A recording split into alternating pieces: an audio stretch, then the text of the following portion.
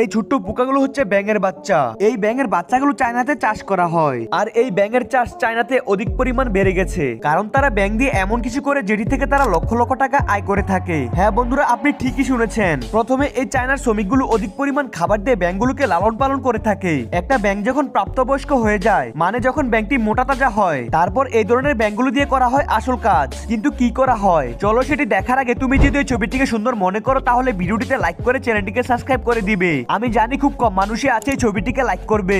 ওকে বন্ধুরা, তারপর হাজার হাজার ব্যাঙ থেকে মোটা তাজা ব্যাঙগুলোকে আলাদা করে নেয়, আর এগুলোকে ভালো করে পরিষ্কার করে বাজারে অনেক দামে বিক্রি করা হয়। আসলে বন্ধুরা, চায়নার এই লোকেরা ব্যাঙ খেতে অনেক পছন্দ করে, তাই চায়নাতে ব্যাঙের চাহিদা দিন দিন বেড়েই চলেছে। আর এই ব্যাঙের সুস্বাদু রান্না বড় বড় রেস্টুরেন্টে অনেক দামে বিক্রি করা হয়।